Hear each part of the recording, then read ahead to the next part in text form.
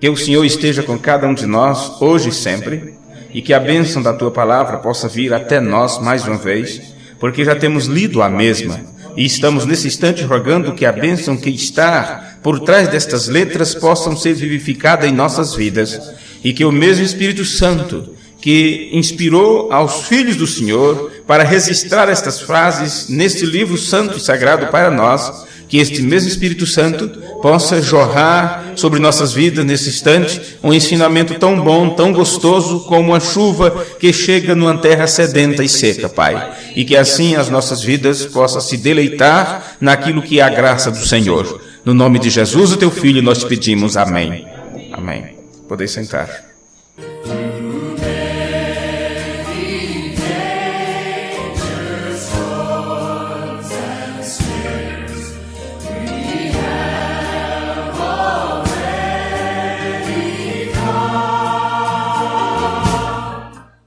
Esta escritura que nós acabamos de ler, no livro de São João 14, 12, eu repito isto,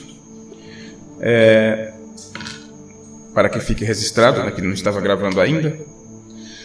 Aqui diz: na verdade vos digo, que aquele que crê em mim, também fará as obras que eu faço, e as fará maiores do que esta, porque eu vou para meu Pai.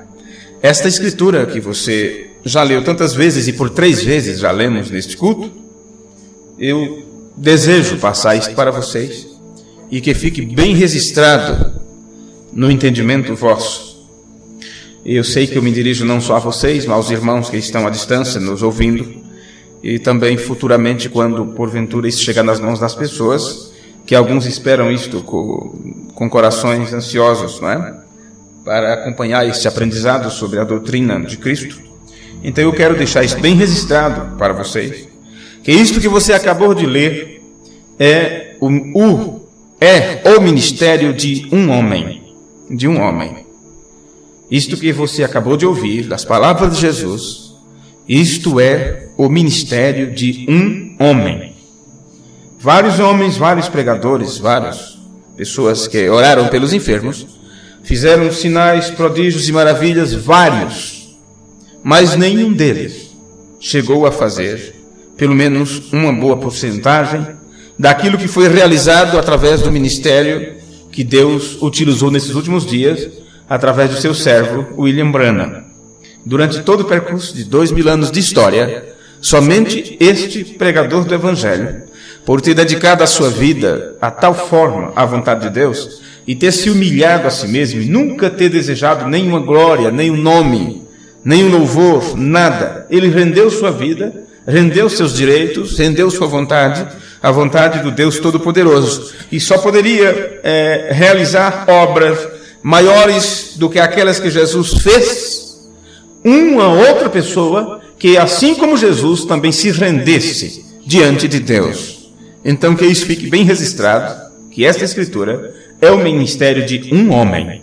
Portanto, eu gostaria de, apenas com estas palavras iniciais, voltar a algumas coisas que nós já aprendemos em cultos passados, porque demos uma parada com viagem e tudo, e algumas séries de mensagens que temos estado entregando para os irmãos, às vezes fica um pouco pela metade, e aos poucos nós vamos acrescentando alguma coisa. E eu lembro que a série que nós começamos a pregar com aquele sermão, o único lugar provido por Deus para adoração, nós falamos muito pouco ainda sobre aquele assunto. E eu gostaria de repassar para vocês o que vocês já ouviram, o que vocês já aprenderam, para depois podermos continuar. E quanto mais ouvirmos, quanto mais repetir estas coisas, mais aí eu fico com o coração mais tranquilo, porque eu sei que com facilidade vocês poderão recordar de algo que vocês já aprenderam. Se vocês leem as Escrituras, se vocês leem as mensagens, então os cultos serão mais animados para vocês. Porque não adianta nada você se sentar e ouvir coisas que você não compreende, você não sabe do que se trata. Por isso, a Bíblia está nas mãos de vocês, a mensagem está nas mãos de vocês, e não pegamos uma mensagem nova e tentamos passar aquilo como uma novidade. Antes colocamos na mão de cada um de vocês para que vocês leiam, meditem sobre ela, e depois é que nós vamos estudar sobre aquilo que vocês já leram. Porque quando você aprende algo que você já ouviu, já está gravado em alguma parte da tua mente, então o aprendizado se torna mais forte, mais abrangente, né? É um prosseguimento que se vai, somente continuando. Então, quando nós regressamos um pouco nas nossas lições, não é? Nas nossas lições, vamos dizer assim, cristãs, religiosas, e relembramos algo que já ouvimos, não estamos voltando atrás, estamos prosseguindo, acrescentando palavra sobre palavra, pensamento sobre pensamento. Amém. Então, eu gostaria de continuar um pouquinho a falar sobre aquele grande sermão que o irmão Branham pregou, pouco menos de um mês antes de sua morte, antes de sua partida, que foi o sermão, o único lugar provido por Deus para adoração. E no primeiro culto que nós tivemos, lendo esta mensagem com vocês, nós estudamos a declaração inicial, logo no comecinho, onde o profeta do Senhor diz para as pessoas, ele diz assim: isto é o que ele é, o Amém. Veja, ele é quem tem a última palavra. Se você lembrou agora disso, você sabe, tem meses que nós pregamos isto aqui, a última palavra. Esta foi uma expressão inicial de irmão Branham naquele sermão, quando ele o chamou de o Amém. Então ele diz, isto é o que ele é, o Amém. Veja, ele é quem tem a última palavra. Então, com esta frase do irmão Branham, nós fomos nas Escrituras e nos foi muito fácil entender que ele estava nos falando a respeito da soberania de Deus. Ele nos falava da soberania. E aí então nós aprendemos que Deus é soberano e ponto final. Não tem o que se discutir isto. Não tem o que discutir a sua vontade e o seu desejo. Você aprendeu então que ele não necessita dos nossos 2 centavos que temos, dos seus 2 centavos ou dos meus, nem tampouco do seu 1 milhão ou do meu, se porventura tivéssemos. Deus não precisa disso. Então, Deus diz o que ele quer, não é? E ele quer dizer o que diz quando ele fala alguma coisa. Então, todas as súplicas no mundo, todos os choros, todos os pedidos, nada pode mudar a sua palavra. Uma vez que ele diz, aquilo se cumpre. Uma vez que ele fala, aquilo está estabelecido. Uma vez que Deus decide, aquela é a melhor decisão que existe. Vocês creem assim também? É desta forma, é assim que está estabelecido nas Escrituras. Então, nós encontramos homens como Esaú, que perdeu a primogenitura e depois, quando viu a bobagem que fez, ele chorou de uma forma amarga, ele chorou copiosamente, ele buscou, ele implorou atrás da bênção da primogenitura, mas já não pôde mais ser dele. Encontramos homens como Moisés, que depois de entregar toda a sua vida para a causa de Deus, no final de tudo Deus disse, não te deixarei entrar na terra da promessa, e ele implorou a Deus, e Deus disse, não quero ouvir mais a respeito disso. Então entendemos que homens como Davi, homens que mereciam a morte, que recebeu a sentença de morte pela boca do profeta, creio que Natã, no entanto foi dito, mas tu não morrerás. Estas são as formas que Deus trabalha, e é a sua natureza, a sua soberania, está acima de qualquer coisa, e por mais que você implore, peça e ore, nada vai mudar a sua palavra, aquilo terá que se cumprir, não importa o que tenha que acontecer. Então nós vamos, como já fizemos em cultos anteriores, vamos ler um pouquinho das Escrituras nesta noite. Vamos para 2 aos Tessalonicenses, no capítulo 1 e o versículo 7. 2 aos Tessalonicenses, capítulo 1 e o versículo 7.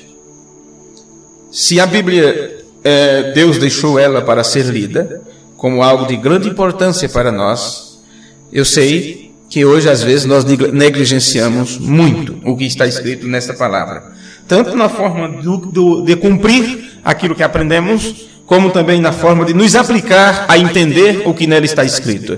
E eu acredito que quando suceder a última fase do arrebatamento e um grupo de pessoas sumirem da terra, os que ficarem para trás abraçarão as Escrituras com lágrimas descendo dos olhos, querendo outra vez sentir alguma coisa, alguma ligação, e não encontrarão nenhuma ligação para isto. Então, é quando descobrirão que tudo o que fizeram era bobagem, tudo o que sonharam era apenas sonhos, apenas ideias, utopia, e a realidade foi deixada de lado. O que era importante não deram valor, não deram a preeminência, fizeram pouco caso, e aí será muito tarde. Então, nada do que fizerem, nada do que pedirem, adiantarão mais, porque está estabelecido na palavra já. Errai por não conhecer as Escrituras e o poder de Deus.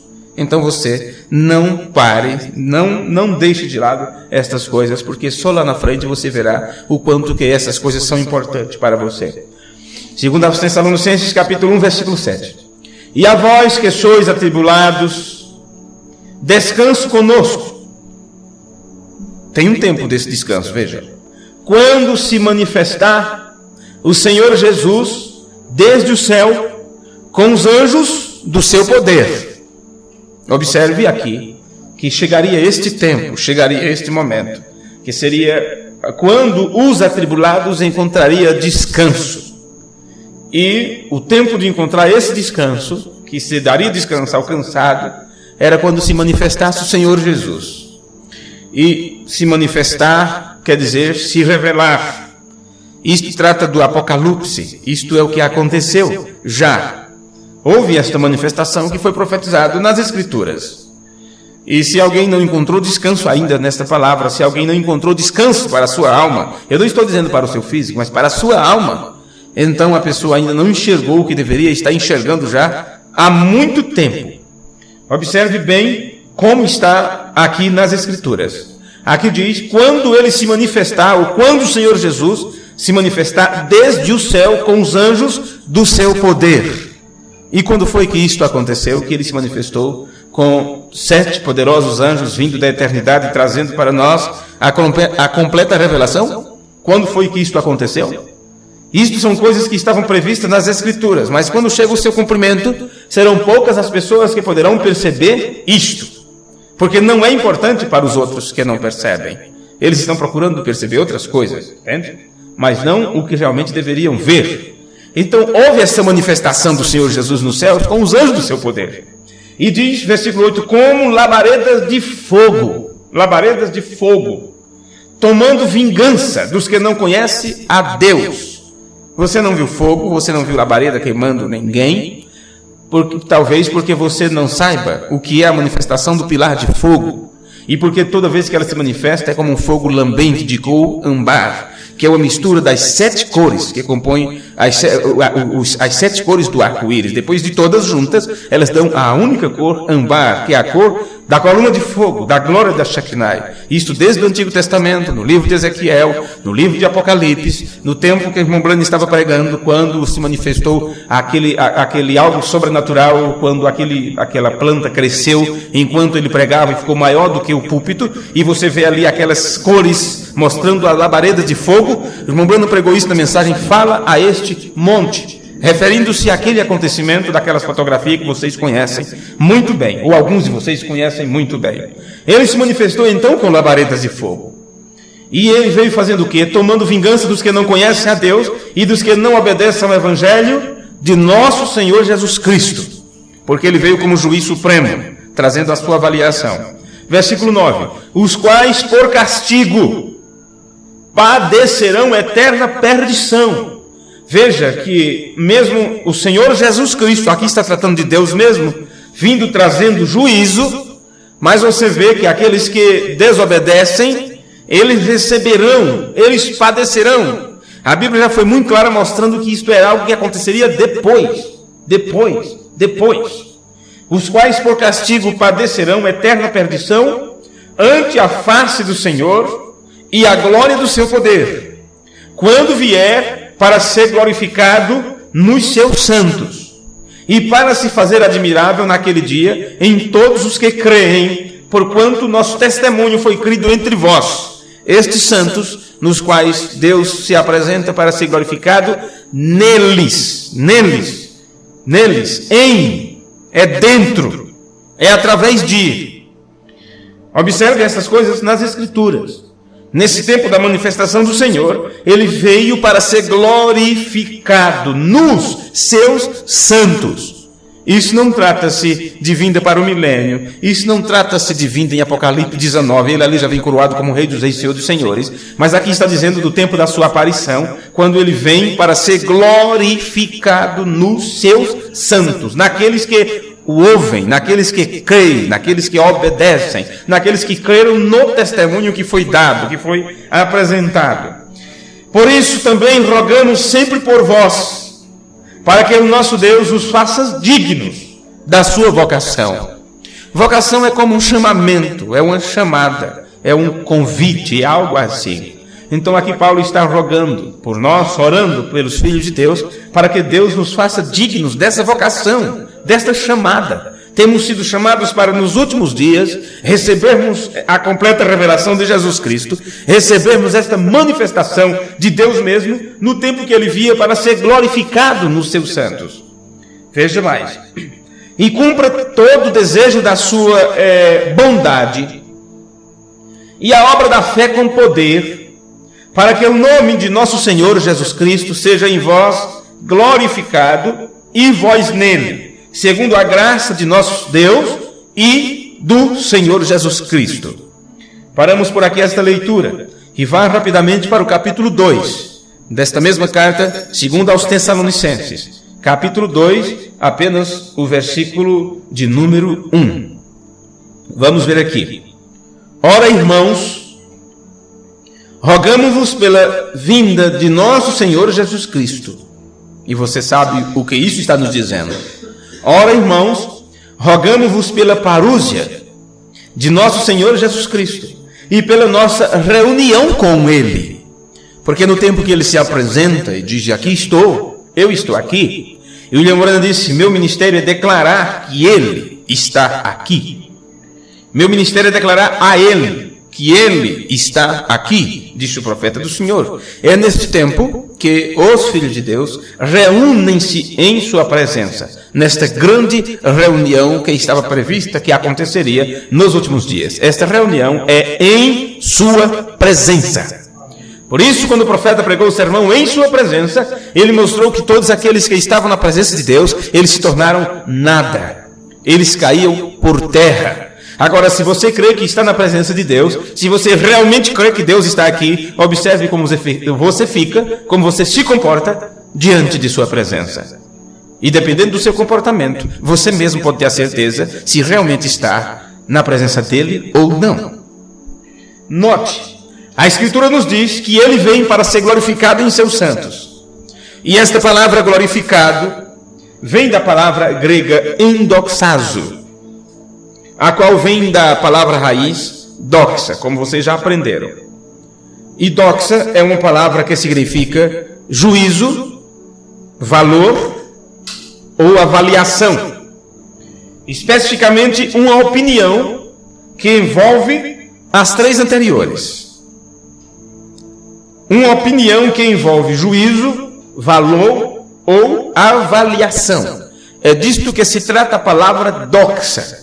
Então, quando a Bíblia diz que ele vem para ser glorificado nos seus santos, ou endoxazo, em seus santos, nos seus santos, encontra-se então o juízo, valor ou avaliação, ou a opinião sobre essas três coisas da forma correta, como elas são da parte de Deus e se manifesta através de nós.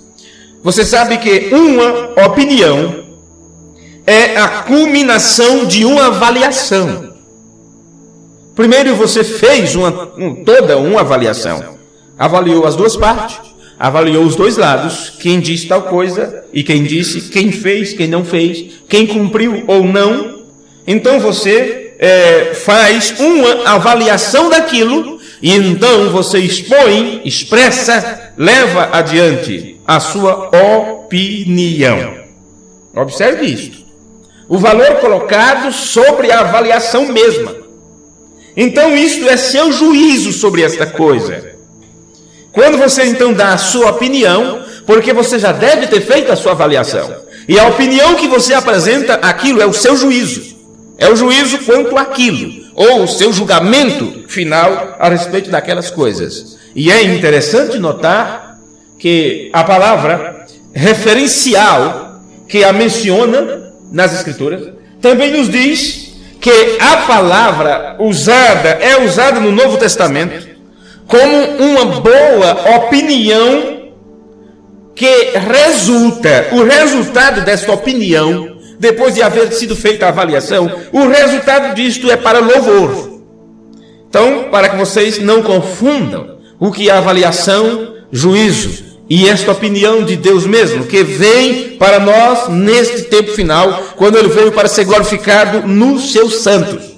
Eu vou repetir mais uma vez. Uma opinião é a culminação de uma avaliação. Em outras palavras, é o resultado final da avaliação. É o valor colocado sobre a avaliação mesma e o seu juízo sobre esta. Então, veja isto, que depois, quando é feito isto e é apresentado o juízo final sobre aquilo, as Escrituras nos diz, o Novo Testamento nos fala, que isto é uma boa opinião que resulta em louvor, em honra e, finalmente, na glória mesma.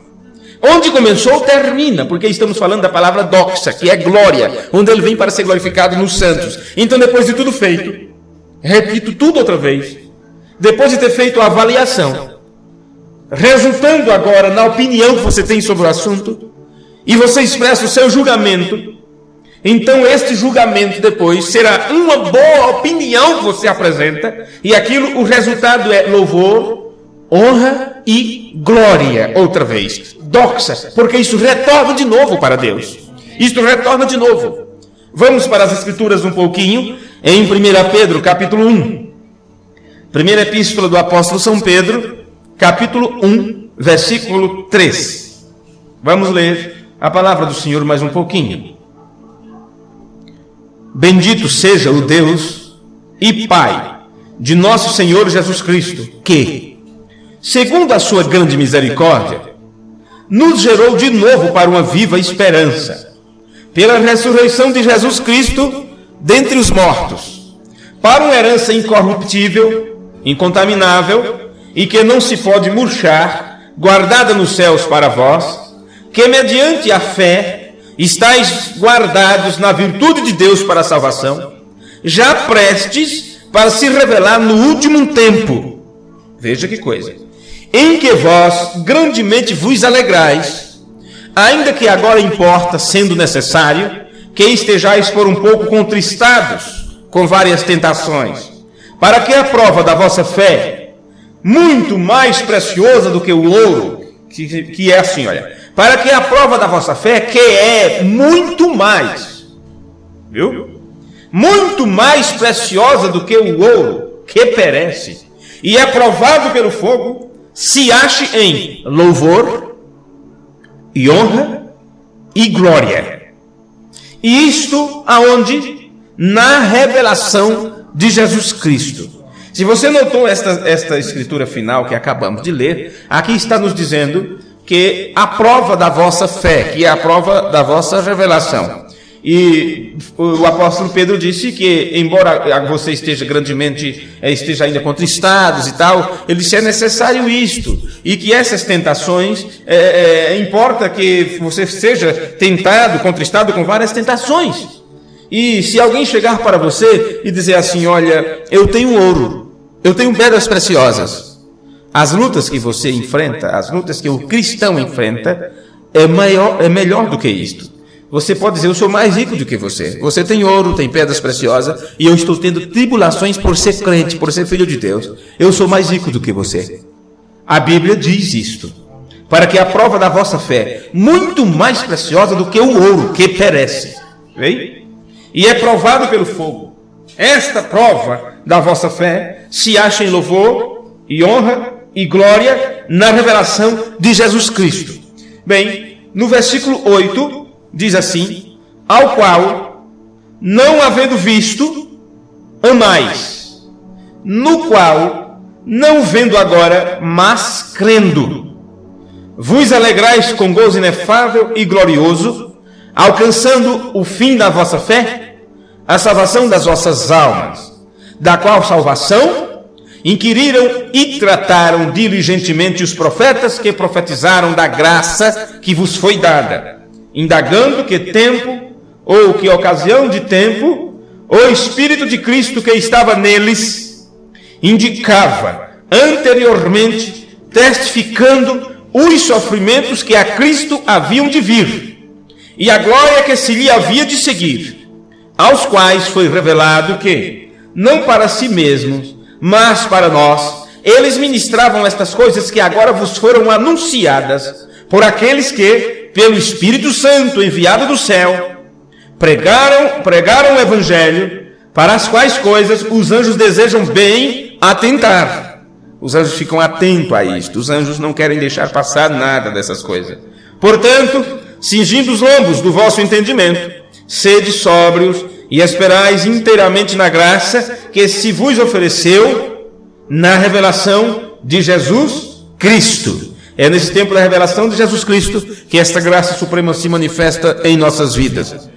Bem, isto nós aprendemos no início, isso que eu vos falei até agora, nós aprendemos no início do estudo com a mensagem, o único lugar provido por Deus para adoração.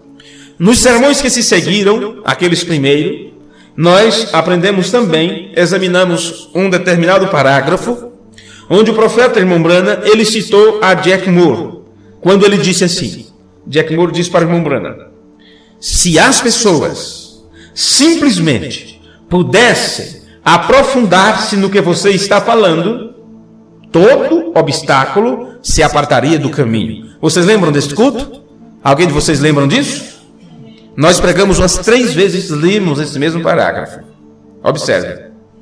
Ele diz, eu estava conversando com meu bom amigo Jack Moore, e ele disse, irmão Branham, se as pessoas simplesmente pudessem se aprofundar no que você está falando, ele disse, todo obstáculo se apartaria do caminho. Está se tratando da caminhada cristã. Está se tratando da sua fé, que não pode ser desviada de nada e permanecer sempre na linha, no centro da vontade de Deus, no centro da palavra. Então, se tem obstáculo que você enfrenta, e talvez o obstáculo maior seja você mesmo, porque de todos os inimigos que você enfrenta, quais são? Aponte cada um dos seus inimigos e eu direi que nenhum é maior do que você mesmo.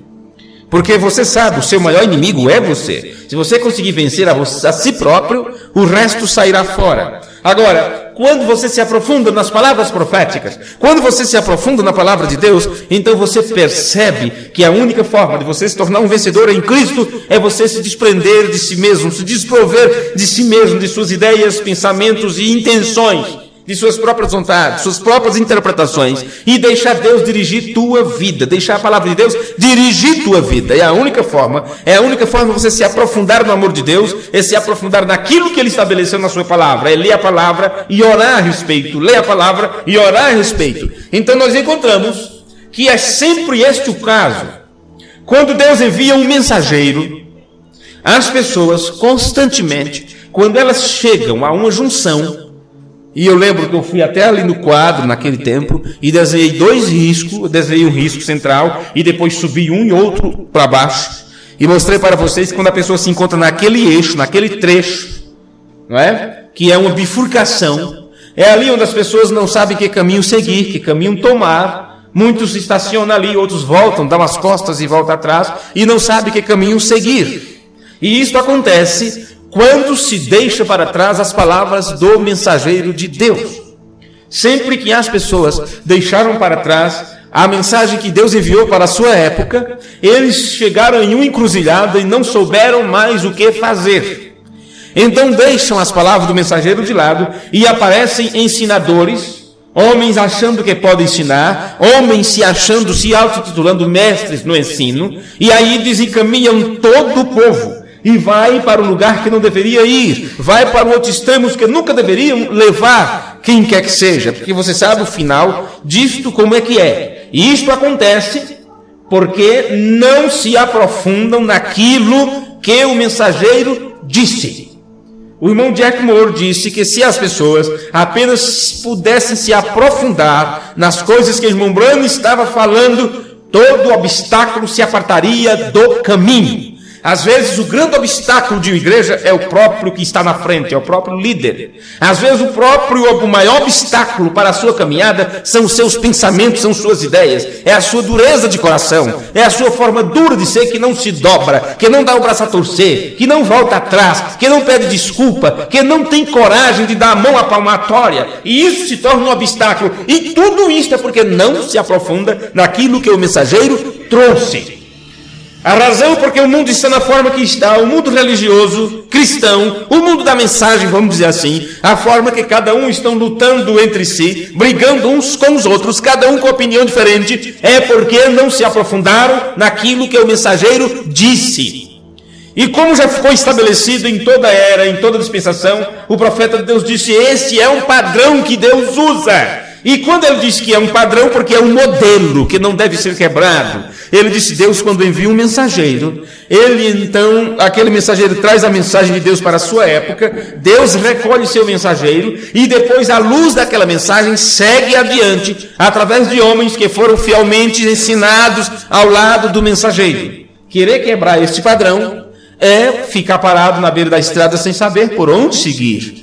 Porque os que foram ensinados fielmente pelo mensageiro, ao lado do mensageiro, estes poderão te apontar o caminho, te dizer: olha, foi isto que o mensageiro ensinou. Eu me aprofundei naquilo que ele disse, e posso agora passar esta profundeza de conhecimento sobre Deus para vocês. Este é o caso. Sempre, quando Deus envia um mensageiro para as pessoas, constantemente, quando chegamos a uma junção e devemos tomar uma direção, o mesmo quadro tem permanecido como uma verdade por anos. Sempre se repete a mesma coisa. O mesmo fato se repete. É uma verdade que sempre acontece. Tem havido ou tem acontecido 3 êxodos em nossa jornada aqui sobre a terra. E em todos os 3 nós vemos o mesmo cenário. Tanto no tempo do primeiro êxodo de Moisés, como no tempo do segundo êxodo ali entre Jesus e Paulo, como agora no tempo do terceiro êxodo. Lembre-se, o irmão Bruno pregou esta mensagem, o terceiro êxodo, onde ele nos explica estas coisas. Então, tem tido 3 êxodos em nossa jornada. Eu digo 3 êxodos porque o terceiro êxodo, ele se iniciou há muito tempo. E se o êxodo é uma saída para chegar em algum lugar, vocês têm aprendido na série sobre o livro de Josué, que muitos podem estar ainda peregrinando pelo deserto, outros não estão em Cades Barneia, sem saber o que decidir, se fica com os 10 espias ou com os 2 que vieram encorajando os outros. Outros não sabem se cruza o Jordão ou não, mas nós temos que entender e temos que pregar para as pessoas, levando-as, esclarecendo-as, para que elas saibam que tem que de todas as formas possuir a promessa. William Branham disse: é necessário que se obtenha o sinal, que você sabe que é o Espírito Santo, que você sabe que é a terra de Canaã. Amém? Pois bem, em todos os 3 êxodos nós vemos o mesmo cenário. Imagine agora o cenário, como se você estivesse numa arquibancada à distância, olhando isto sendo estabelecido durante os tempos. O cenário é este: Deus desce. Eu estou falando de Deus mesmo. Deus desce. Foi o que ele disse a Moisés: eu vi o clamor do povo e desci para libertá-los. Eu desci para libertá-los. Então este é o cenário que acontece durante os 3 êxodos. Deus desce, fala com um homem, molda aquele homem para que aquele homem fale somente o que Deus tem dito, e através dele, e então começa a instruir as pessoas. Este homem que é moldado por Deus começa a instruir as pessoas e começa a dizer às pessoas quais são ou qual é o caminho de Deus e como elas devem permanecer nesse caminho, para que elas então possam virar a esquina que Deus quer que eles virem quando chegar o momento próprio. Porque enquanto estão em linha reta, está muito bem, glória a Deus, é a mensagem da hora, e o batismo em nome do Senhor Jesus, e justificação, santificação, batismo do Espírito Santo e tudo mais, mas chega-se um momento que tem que dobrar uma esquina. E foi aí onde o profeta disse: na hora de dobrar uma esquina, se precisa de homens experimentados, se precisam de um bom pedreiro, porque cada um pode levantar um muro, mas dobrar uma esquina tem que ter uma experiência a mais. Esta é a cena. Eu vou repetir esta cena. Deus desce, fala com um homem, instrui aquele homem para que ele diga somente o que Deus tem dito. E então este homem começa a instruir as pessoas, instruindo as pessoas a respeito do caminho, para que elas saibam virar a esquina que Deus quer que elas virem. Amém? Essa é a cena. Então, por isso que o irmão Jack Moore disse: irmão Branham, se as pessoas se aprofundassem no que você tem dito, acabou o problema. Acabou a busca. Acabou a procura. Entendeu? É assim. Vamos para o Salmo capítulo 95. Salmo capítulo 95. Versículo 6 do Salmo 95. Vamos ver como está aqui nas Escrituras.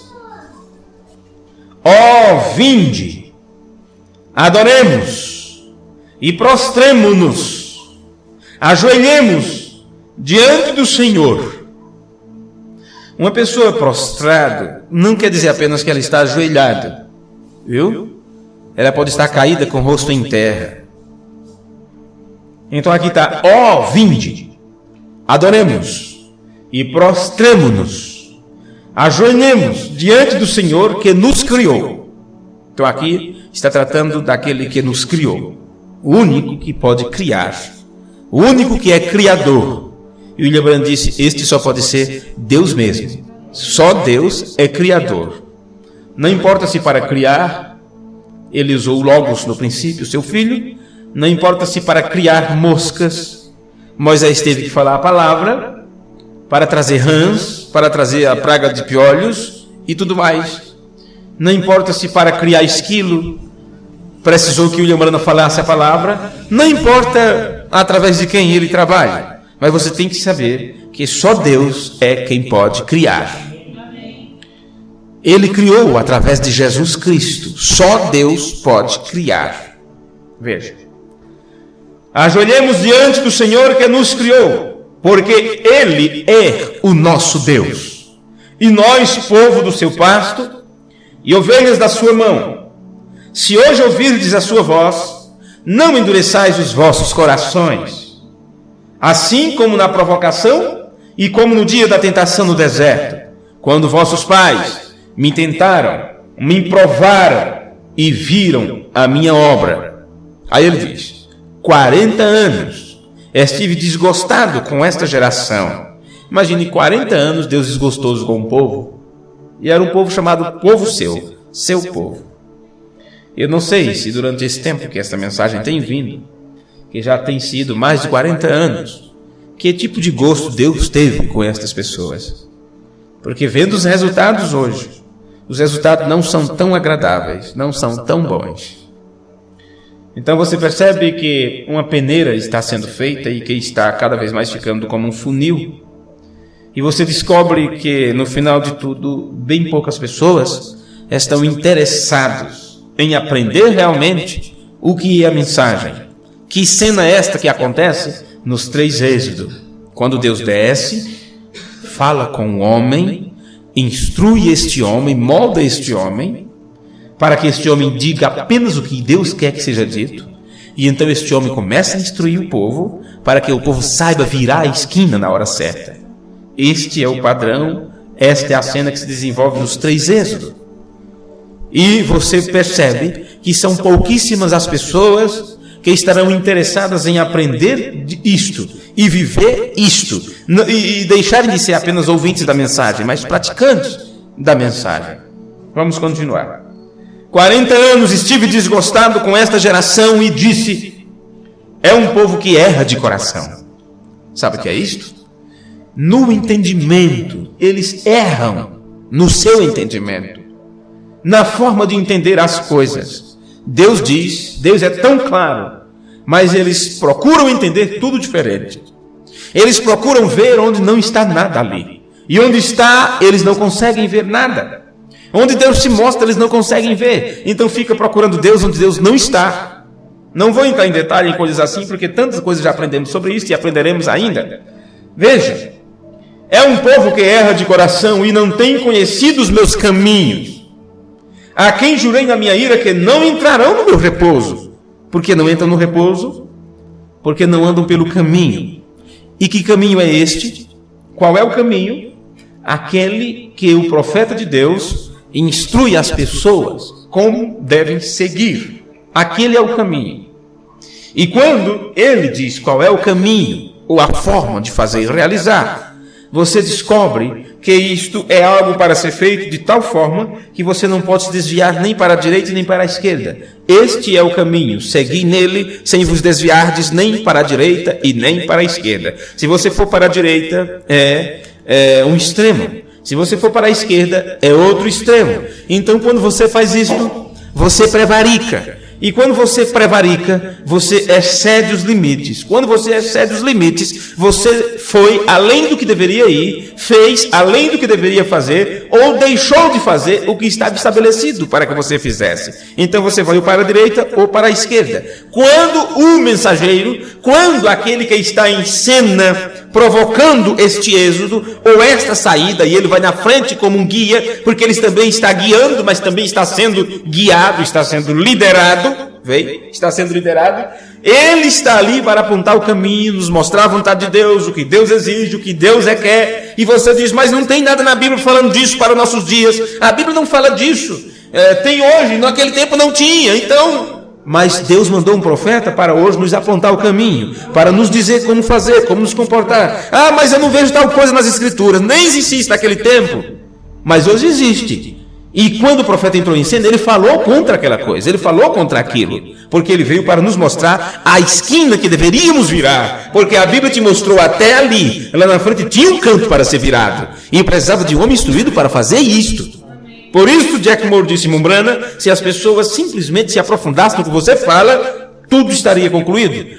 Os obstáculos sairiam do caminho. Vem? Então observe que aqui diz, no versículo 11 de Salmo 95, a quem jurei na minha ira, a quem? Quer dizer, a estas pessoas que estavam errando no seu entendimento, porque não estavam conhecendo os caminhos de Deus, não é? Mas Moisés estava na frente. Só Moisés conhecia o caminho, e ele estava apontando o caminho para as pessoas, e eles queriam caminhar por seu próprio desejo. Então, por eles desobedecerem e não seguir o caminho apontado por Moisés, da forma que Moisés disse, a lei, a vontade de Deus, os mandamentos, os juramentos, tudo, então foi dito para estas pessoas, no versículo 11, a quem jurei na minha ira que não entrarão no meu repouso. Eles não repousarão, eles não puderam encontrar repouso. E assim muitos também, nesse tempo final, não vão encontrar o repouso necessário para as suas almas, por não conhecer o caminho, porque eles não têm um ponto de chegada. Vai rapidamente para o Salmo 103. Salmo 103, versículo 7. Salmo 103, versículo 7, está escrito assim: fez conhecidos os seus caminhos a Moisés, e os seus feitos aos filhos de Israel. Então você encontra agora nessa escritura que Moisés conhecia o caminho, o povo não. Moisés sabia do caminho, o povo não. Quem quisesse saber do caminho, teria que ouvir de Moisés, aprender de Moisés. Mesmo, alguns ficavam duvidando, será que Moisés realmente falou com Deus? Será que Moisés não está nos levando para uma armadilha para morrermos no deserto? Será que isso não é o ego dele querendo uma vingança contra Faraó? Será que não é um trabalho pessoal? Nós não ouvimos Deus falar. Olha, Deus fez seu caminho conhecido a Moisés. Aqueles que seguiram a Moisés viram as obras, os milagres, as realizações. Os que ouviram o William Branham pregar, os que ouviram os sermões, os que foram beneficiados com suas curas, eles viram os feitos, viram os trabalhos, viram cenas se desenvolvendo, viram pessoas sendo condenadas, inclusive, pela palavra, e recebendo a sentença no ato. Pessoas morreram no momento que blasfemaram. Temos casos sobre isto, não é? E eu não digo morreu espiritualmente, morreram. 2 dias depois de alguém falar algo contra o irmão Branham, um diácono da igreja estava morto, 2 dias depois foi sepultado. Tudo isso você viu acontecer. Esses foram os atos que as pessoas viram. Mas o caminho só foi dito a William Branham. Quem quisesse conhecer, quem desejar conhecer este caminho, tem que fazer o que Jack Moore disse: se aprofundar no que William Branham ensinou. Estão entendendo a coisa? Pois bem, o único lugar provido por Deus para adoração Parágrafo 5. Isto aqui nós aprendemos, deixe-me ver quantos minutos eu tenho aqui. Não trouxe relógio, então eu não sei realmente que horas são, o relógio aqui não está bem, mas eu estou com 40 minutos já de culto e estou já partindo para o encerramento. Então, isso nós aprendemos já, isso que vos falei até aqui. Agora, no parágrafo 5 do sermão, o único lugar provido por Deus para adoração, deixe-me ver se vocês lembram, porque isso já vem se aprofundando, aliás, se aproximando mais, né? Para os últimos meses agora. O irmão Branham disse, agora é quando está começando a florescer. Alguém lembra de tempo de florescer?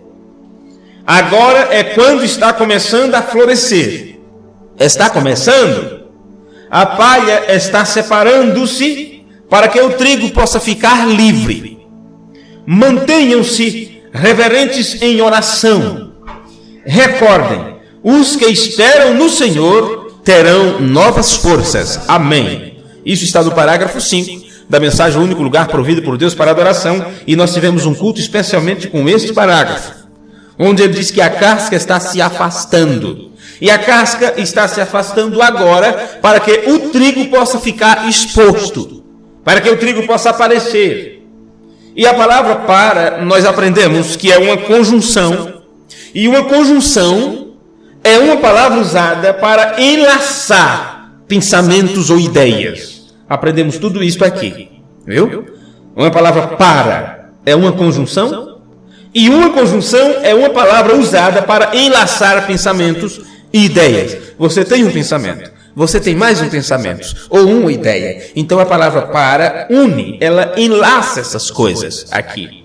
Então observe o que o irmão Branham está nos dizendo. A casca está se afastando. E eu disse, esta é uma ideia. Viu? Veja isto. A casca está se afastando. Este é um pensamento. Ele está te apresentando aqui uma ideia. E agora o trigo está exposto. Ou quer dizer, está descoberto para amadurecer. Vê? Então, para, quer dizer, a casca está se afastando para quê? São dois pensamentos. A casca está se afastando. O trigo está ficando exposto. Ele usou a palavra para juntar essas duas coisas, mostrando que a casca se afasta para o trigo amadurecer, ou ficar exposto, ou apresentar o seu caráter, apresentar a sua beleza, mostrar que já está maduro, já está pronto para a colheita. Então, por isto, observe isto. A casca tem que se afastar para que o trigo possa ficar exposto. Quando ele fica exposto, ele se deleita, ele encontra o seu deleite, porque ele pode sair fora, ele pode se apresentar. Mateus capítulo 13, versículo 30 explica isto. Vamos ver aqui. Em Mateus capítulo 13, versículo 30, nos explica estas coisas, como que isto é feito, a respeito da palha e do trigo. Jesus disse, deixai crescer ambos juntos até a ceifa. E por ocasião da ceifa direi aos ceifeiros, colhei primeiro o joio e atai-o em molhos para o queimar. Mas o trigo ajuntai-o no meu celeiro. Por que primeiro a casca? Por que primeiro a casca? Por que primeiro o joio é juntado? Veja que aqui, nesta parábola, Jesus está dizendo que primeiro tem que ser juntado o joio, atados em molhos para serem queimados, não é? E o trigo juntado para o celeiro. William Branham, quando ele falou isso na mensagem, O Único Lugar Provido por Deus para Adoração, no parágrafo 5, ele disse... Ele fala primeiro da casca, ele fala primeiro do joio também. A casca está se afastando, ou separando-se, para que o joio possa amadurecer, porque chegou o tempo de florescer, um florescimento. Bem, no livro de 1 João, no capítulo 2, versículo 18, já estamos lá perto do Apocalipse já. 1 João, capítulo 2, versículo 18, diz assim... Onde João mostra que eles saíram de nós. Porque aqui vai falar agora desta separação. O que estudamos na mensagem é a casca está se afastando. Está saindo fora. Saindo fora. para que o joio se apresente, para que o trigo se apresente, melhor dizendo. Não é? Então aqui em 1 João, capítulo 2, versículo 18, nos fala desta separação. Veja, filhinhos, é já a última hora. Você sabe que no tempo de João, ele estava falando, aquele eram os últimos dias, que correspondia a 2000 anos de história. Mas se fala das últimas horas, meus amigos, isto é para o tempo final, porque todo o Novo Testamento fala desta hora. E João está dizendo, filhinhos, é já a última hora. E como ouvistes que veio o anticristo, também agora muitos se têm feitos anticristo.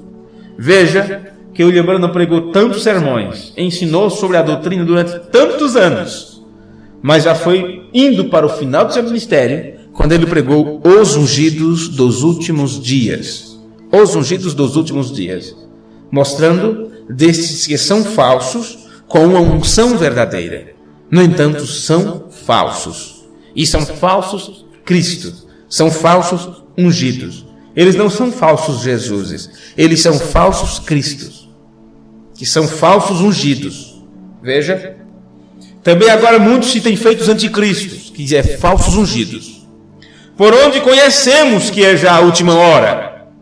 Saíram de nós, porque a casca, ela tem que se afastar. Ela tem que se afastar. Saíram de nós, mas não era de nós. Não eram de nós. Porque se fossem de nós, ficariam conosco. E quando eu preguei sobre isso aqui, que nós estamos apenas nos lembrando destas coisas que já aprendemos, eu falei para vocês que todos usam esta escritura. E quando alguém sai da igreja batista, eles dizem saíram de nós porque não eram dos nossos. Cita essas escrituras. Quando você saiu de alguma religião, de alguma denominação, disseram a mesma coisa. Deixa aí, irmão, saíram de nós porque não eram dos nossos. Mas aqui quem está falando isto é um apóstolo. O último apóstolo que estava vivo quando ele escreveu estas coisas. Ele está falando daqueles que saíram da verdade apostólica. Daqueles que se apartaram do caminho. Daqueles que não conseguiram dobrar uma esquina lá na frente. E esses são cascas, são palha. É o joio que precisa realmente se afastar, porque somente o trigo é quem chegará lá no celeiro para ser guardado como um tesouro precioso do nosso Deus. Veio? Mas isto é para que se manifestasse que não são todos de nós. E vós tendes a unção do santo e sabeis tudo. João aqui já deixou bem fechado a coisa. Não é muita coisa, você nem precisa de muita explicação, porque a unção que está em você tem que te ensinar tudo, é algo que tem que estar em você.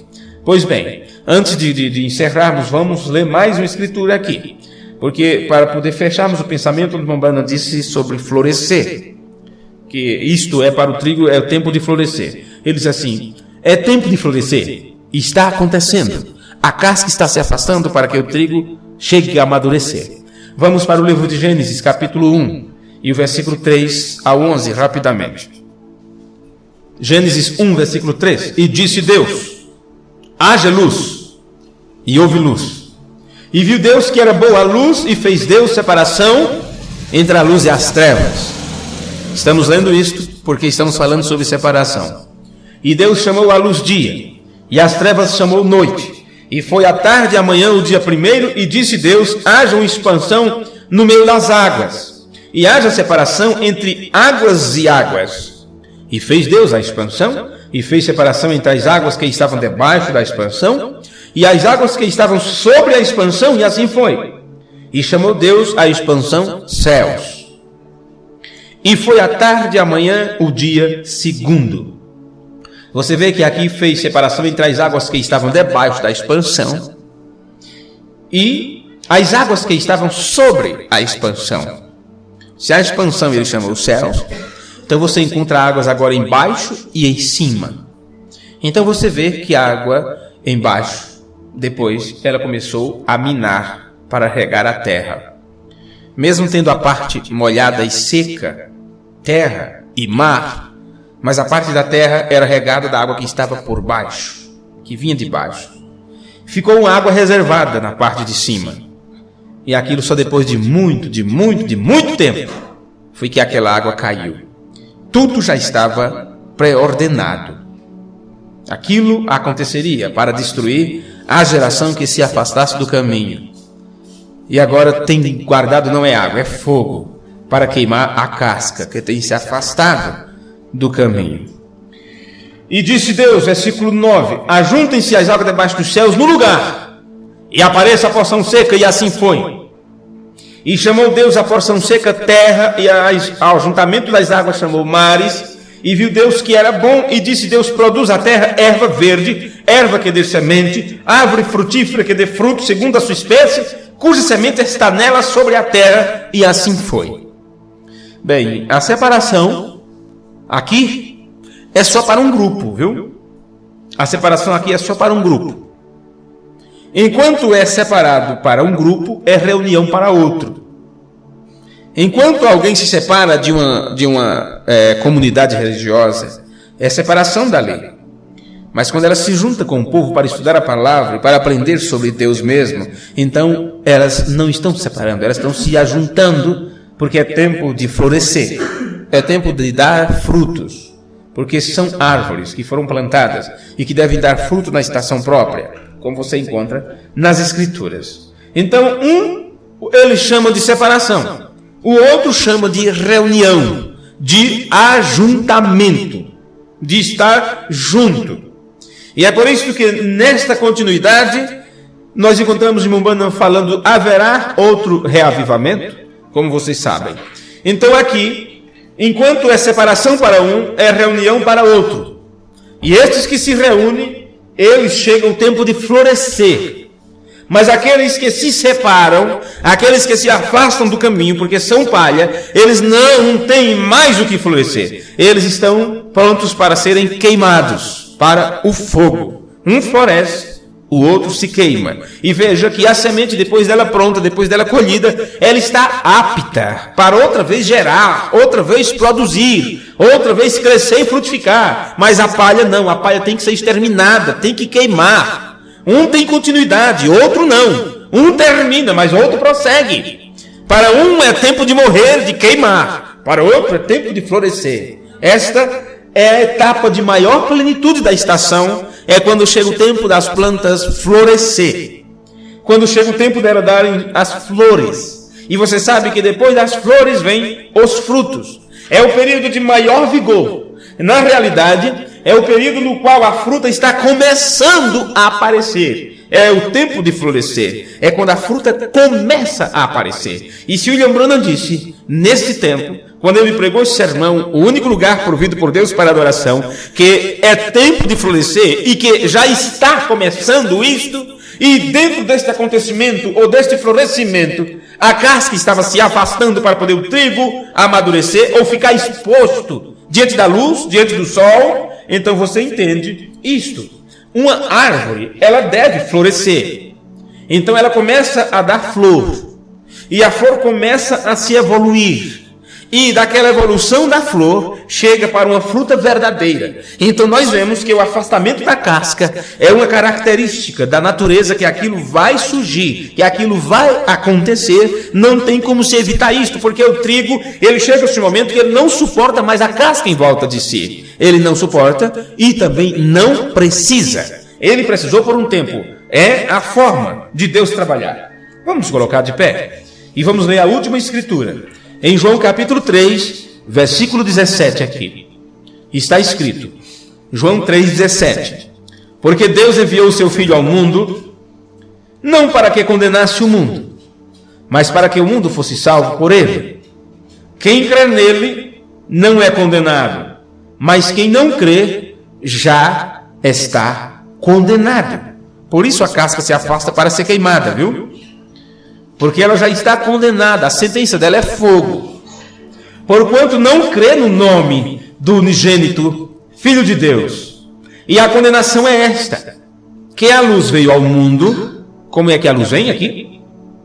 Bem, João está falando da pessoa de Jesus Cristo, no Evangelho de João, que disse, eu sou a luz do mundo, quem me segue não andará em trevas. Este mesmo depois passou esta luz para os outros e disse, agora vós sois a luz do mundo. Então, todas as vezes que Deus traz sua palavra, aquilo é luz. Toda vez que Deus levanta um mensageiro com a mensagem, aquilo é a luz. E foi isso que eu vos citei no começo. O padrão de Deus é este. Envia o mensageiro, ele prega aquela mensagem. Quando Deus retira ele, aquela luz se espalha através dos homens que foram bem instruídos. E esses que dão a instrução, estes que recebem essa instrução e passam adiante, é porque vai chegar o momento que aquelas pessoas vão ter que dobrar uma esquina e vão precisar de uma instrução original, verdadeira, como foi dada pelo próprio Deus quando ele instruiu aquele homem que quando ele desce, ele toma para falar através dele. Então, estes que são condenados, estes que são queimados, que são condenados, é por causa disso, olha. E a condenação é esta, que a luz veio ao mundo, e os homens amaram mais as trevas do que a luz, porque as suas obras eram más. Porque todo aquele que faz o mal, odeia a luz. Você sabe, não está falando dessa luz, você está aqui. Você sabe disso. Todo aquele que faz o mal, odeia a luz. E não vem para a luz para que as suas obras não sejam reprovadas. Então muitos preferem ficar na escuridão, muitos adentram mais no pecado, muitos adentram mais no que não presta, porque eles sabem que vindo para a luz vão ser manifestas suas obras. Então eles não querem, não desejam isto. Eles não desejam isso, preferem enfrentar o fogo, preferem enfrentar o clarão do fogo, do lago de fogo, do que a luz da palavra de Deus, a luz do Evangelho de Cristo, brilhar sobre sua vida e tirar tudo que não presta sua vida. Eles preferem enfrentar o lago de fogo do que suas obras serem manifestas. Veja. Mas quem pratica a verdade vem para a luz, a fim de que as suas obras sejam manifestas, porque são feitas em Deus. Depois disto, foi Jesus com os seus discípulos para a terra da Judéia, e estava ali com eles e batizava. Ora, João batizava também em Enom, junto a Salim, porque ali havia muitas águas, e vinham ali para serem batizados. Versículo 27. João respondeu e disse: o homem não pode receber coisa alguma, se não lhe for dada do céu. Se aqui, nesse final, nós estamos vendo as palavras de João, dizendo, o homem não pode receber coisa alguma, se não lhe for dada do céu. Então, se você está aprendendo sobre a verdade, se você está aprendendo sobre o caminho, você tem que crer e saber que esta verdade veio a você, porque desceu do céu para você. E ao descer do céu, um homem foi chamado a atenção, foi despertado do seu sono, para que ele ouvisse a voz de Deus e dissesse apenas o que Deus lhe disse para dizer. Por isso, William Branham dizia, eu sou responsável pelo que ensino, e não quero no dia do julgamento ser chamado a atenção por algo errado que eles têm ensinado. Então, como Paulo, ele poderia dizer, eu nunca vos cansei de vos anunciar todo o conselho de Deus. Amém? Que o Senhor Jesus nos ajude e nos abençoe. É a nossa oração no nome precioso de nosso Senhor e Salvador Jesus Cristo. Amém. Pai bendito, Deus eterno e soberano Pai, nós te agradecemos, Pai da glória, por esta dádiva tão grande, tão sublime que tu tens nos dado, quando neste tempo onde o mundo inteiro está em trevas, teus filhos caminham na luz da palavra do Senhor. Teus filhos estão prosseguindo, ó Pai, sem tropeçar com seus pés em pedras, porque tu tens vindo para iluminar nosso caminho, tu tens vindo na forma da palavra, e está estabelecido nas Escrituras que tua palavra é lâmpada para os nossos pés, é luz para o nosso caminho. Senhor Jesus, perdoa-nos os nossos pecados, ajuda-nos no nosso crescimento espiritual, dai a cada dia, Senhor, para nós, mais conhecimento sobre a verdade do Senhor, não conhecimento para nos tornarmos sábios ou sabe tudo, mas para que possamos ter ciência divina e para podermos saber discernir entre o bem e o mal, entre o certo e o errado. Ajuda-nos, ó Pai, a cada dia da nossa jornada. Oramos por os irmãos aqui presentes, por aqueles que estão nos ouvindo através dessa transmissão nesta hora, por aqueles que ouvirem o culto futuramente através da gravação. Pai bendito, que a bênção da tua palavra possa ter a preeminência em nossas vidas e que possamos ter na nossa compreensão, o nosso entendimento renovado. Nós te pedimos isto no nome de nosso Senhor e Salvador Jesus Cristo, para a tua glória. Amém e amém.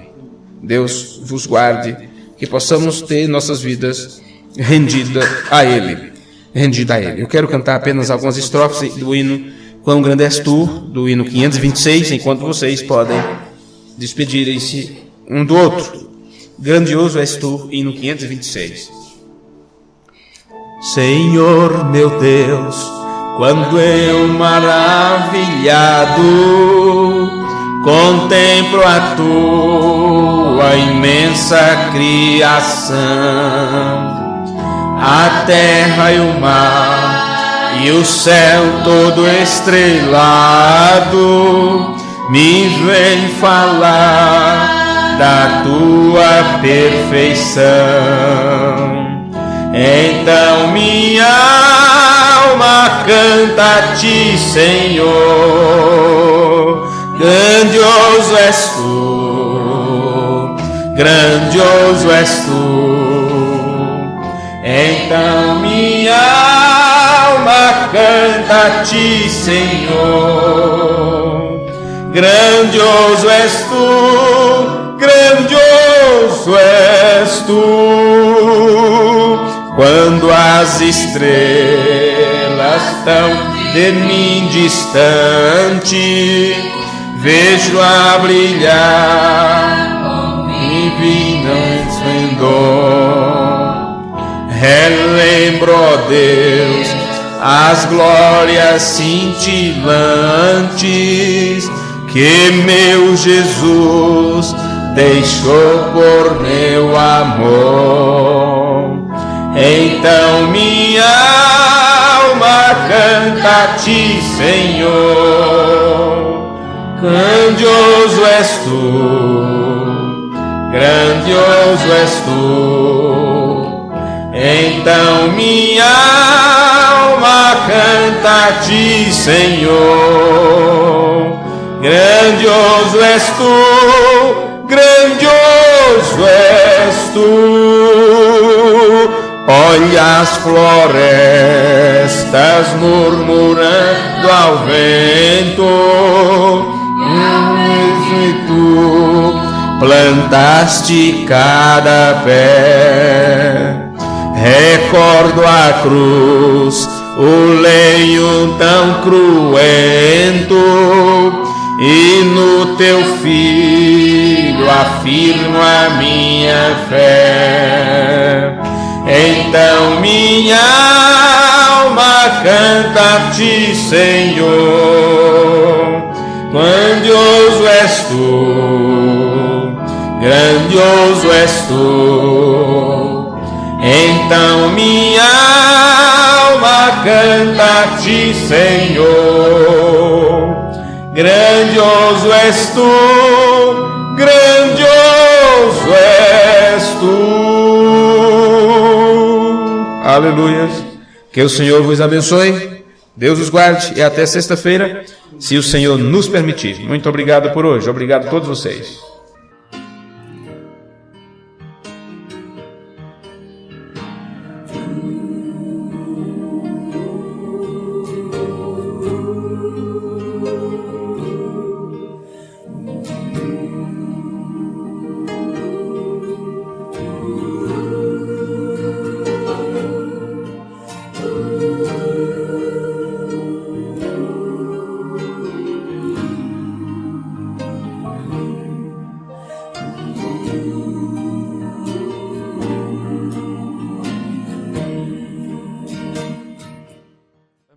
Se você deseja entrar em contato conosco, por e-mail você pode escrever para doutrinadamensagem@gmail.com.